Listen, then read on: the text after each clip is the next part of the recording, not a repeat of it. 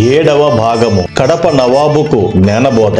అహోబిలం శ్రీ లక్ష్మీ నరసింహుని దర్శనం చేసుకుని అక్కడ నుండి కడప నవాబుకు కబురు పెట్టారు బ్రహ్మంగారు. ఆ తర్వాత కడప నవాబు గౌరవంగా బ్రహ్మంగారిని తన వెంట తీసుకుని వెళ్లారు. నవాబు భవనంలో విశ్రాంతి తీసుకోమని చెప్తారు. నవాబుకు బ్రహ్మంగారి మహిమలు తెలుసుకోవాలని ఆసక్తి కనబరిచారు. బ్రహ్మంగారిని మరుసటి రోజు సభకు రమ్మని వినయముగా అడగ్గా బ్రహ్మంగారు బదులిస్తూ, నీ మనసులోని కోరిక నాకు అర్థమైనది, సరే అని చెప్పగా నవాబుకు నా మనసులోని కోరిక ఎలా తెలిసింది అని బ్రహ్మంగారిని చూసి మరుసటి రోజు ప్రజలందరినీ రమ్మని ఆజ్ఞాపిస్తారు. మరుసటి రోజు సభకు నవాబు, బ్రహ్మంగారు, ప్రజలందరూ హాజరవుతారు. నవాబు బ్రహ్మంగారికి నమస్కరించి వినయముగా, స్వామి, నా దగ్గర చూడు, ఒక గుర్రం ఉంది. ఆ గుర్రానికి మగ గుర్రం పుడుతుందా లేదా ఆడగుర్రం పుడుతుందా అని అడుగుతారు. బ్రహ్మంగారు నవాబును చూసి నవ్వి గుర్రాన్ని ఇక్కడకు తెప్పించండి అని చెప్పగా నవాబు వెంటనే గుర్రాన్ని తీసుకుని రమ్మని సేవకులకు ఆజ్ఞాపిస్తారు. నవాబు చెప్పినట్లు గుర్రాన్ని సభలోకి తీసుకుని వస్తారు. గుర్రాన్ని చూసి బ్రహ్మంగారు, దీని గర్భంలో 4 తెలుపు రంగు కాళ్ళు, నొసట చుక్క, పువ్వుల తోక కలిగిన ఒక మగ గుర్రం జన్మిస్తుందని చెప్తారు. కానీ బ్రహ్మంగారి జవాబు నవాబుకు నమ్మకం కుదరలేదు. ఆ గుర్రం కడుపులోని శిశువును చూడాలనేది నవాబు కోరిక అని బ్రహ్మంగారికి అర్థమైనది. నీ సందేహం తీరేంత వరకు నా పైన నమ్మకం కలగదు అని నవాబును బ్రహ్మంగారు అడగగా అందుకు నవాబు తల ఊపడం గమనించి గుర్రం 4 వైపులా తెరను కట్టించి గుర్రం గర్భం నుండి శిశువును తీసి నవాబుకు చూపించగా బ్రహ్మంగారు చెప్పినట్లు ఆ శిశువు కనిపించడంతో నవాబు ఆశ్చర్యపోతారు. బ్రహ్మంగారు తిరిగి శిశువును గుర్రం గర్భంలోనికి ప్రవేశింపచేసి ఆ గుర్రాన్ని బ్రతికిస్తారు. నవాబు తనకు భవిష్యత్తు చెప్పమని బ్రహ్మంగారిని అడుగుతారు. బ్రహ్మంగారు భవిష్యత్తులో తను తిరిగి జన్మించి రాబో విషయాన్ని నవాబుకు సూచించారు. నేను శ్రీ వీరభోజునై ఈ విశ్వంలో తిరిగి ఉద్భవిస్తాను. కలియుగం 5000 సంవత్సరాలు గడిచిన తర్వాత దుష్ట శిక్షణ, శిష్ట రక్షణార్థం కోసం తిరిగి వస్తాను అని చెప్తారు. నేను వచ్చే ముందు సంభవించే పరిణామాలు గురించి చెబుతాను విను.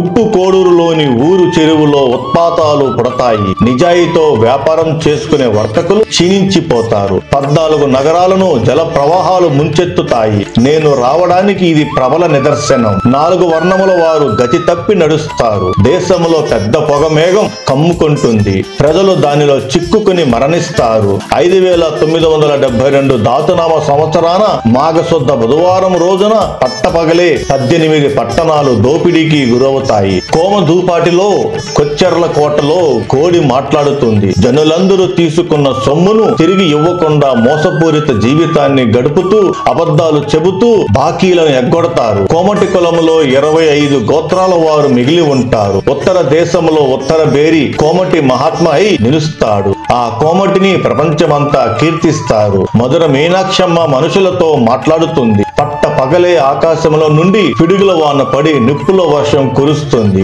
అందులో కొంతమంది ప్రజలు మరణిస్తారు.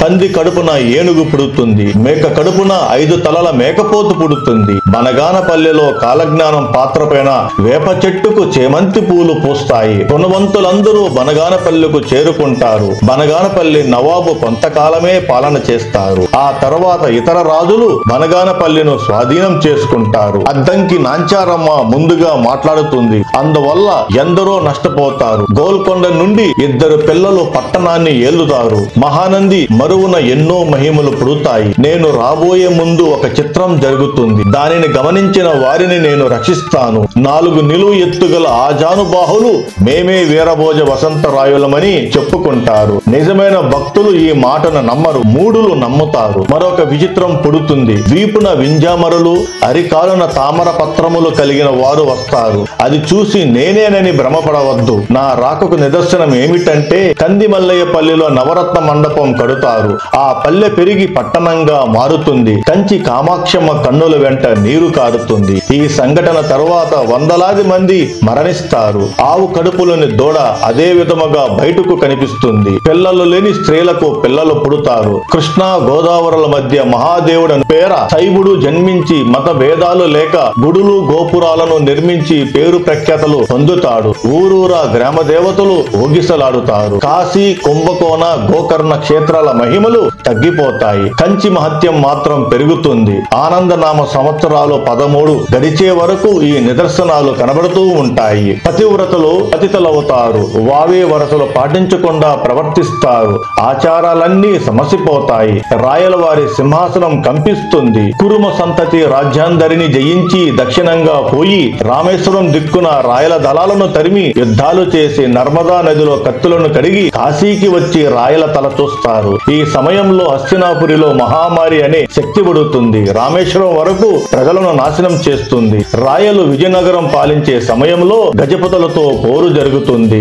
శ్రీశైల క్షేత్రాన కళ్ళు చేపలు అమ్ముతారు, వేశ్య గృహాలు వెలుస్తాయి, మందు మాకులకు లొంగని వ్యాధులు ప్రబలమవుతాయి, స్త్రీ పురుషులంతా దురాచపరులవుతారు, స్త్రీలు భర్తలను దూషిస్తారు, ఢిల్లీ ప్రభువు నశించిపోతారు, వైష్ణవ మతం పైకి లేస్తుంది, శైవ మతం తగ్గిపోతుంది, నిప్పుల వాన కురుస్తుంది, గుండ్లు తేలుతాయి, బెండ్లు మునుగుతాయి, చివరకు శివశక్తి అంతా లేకుండా పోతుంది. విజయనగరాన కోటలో రాయలవారి సింహాసనం బయటపడుతుంది. ఇందుకు గుర్తుగా గ్రామములోని రాతి విగ్రహాలు ఊగిసలాడుతాయి. అప్పుడు బెజ్జుల రాయి కొలువులో రాయల సింహాసనం బయటపడుతుంది. బ్రహ్మంగారు కడప నవాబుకు కాలజ్ఞానం వివరించి మంత్రదీక్ష ఇచ్చి ఆశీర్వదిస్తారు.